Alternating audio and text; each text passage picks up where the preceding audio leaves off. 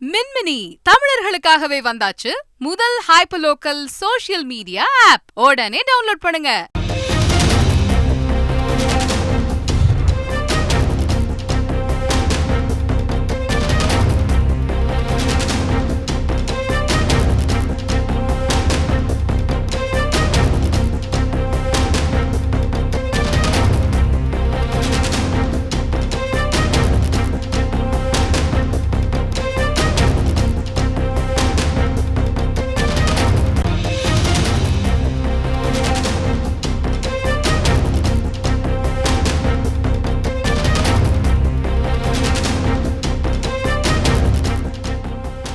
Arudra gold trading மோசடி விவகாரத்தில் சினிமாவில் முதலீடு செய்தது விசாரணையில் அம்பலமாகி இருக்கிறது.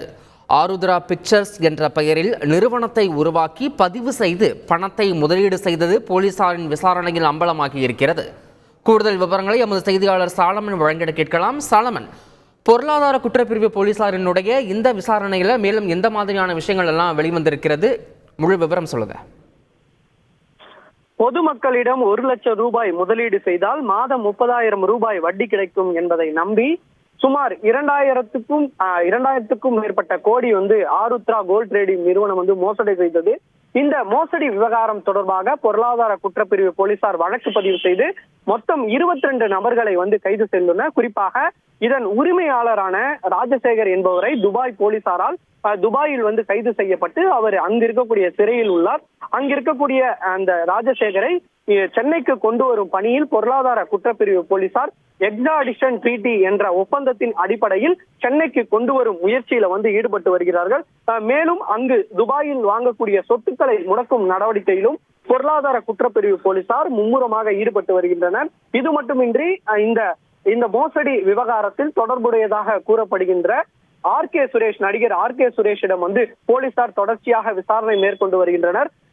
அவர் அளித்த ஆவணங்களையும் சரிபார்த்து வரும் நிலையில தற்போது மேலும் ஒரு கூடுதல் விஷயம் நமக்கு தெரிய வந்திருக்கிறது.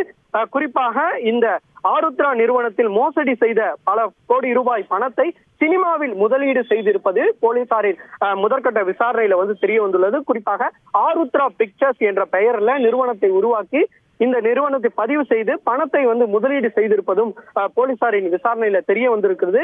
சினிமாவில் எந்தெந்த படங்களுக்கு இவர்கள் பைனான்ஸ் மூலமாக செலவிட்டுள்ளனர், எவ்வளவு பணத்தை சினிமாவில் இவர்கள் மோசடி பணத்தை செலவிட்டுள்ளனர் என்பது தொடர்பாக ஆவணங்களை சேகரிக்கும் பணியில பொருளாதார குற்றப்பிரிவு போலீசார் ஈடுபட்டு வருகின்றனர். மேலும் மோசடி செய்ய பணத்துல வேற எங்கெங்கதான் சம்மன் கொடுத்து வேற யாராவது பைனான்சியர்களுக்கு பணம் கொடுக்கப்பட்டுள்ளதா என்பது தொடர்பாக அவர்களது நபர்களை சேகரித்து அவர்களுக்கு சம்மன் அனுப்பி விசாரிக்கவும் பொருளாதார குற்றப்பிரிவு போலீசார் திட்டமிட்டுள்ளதாக கூறப்படுகிறது.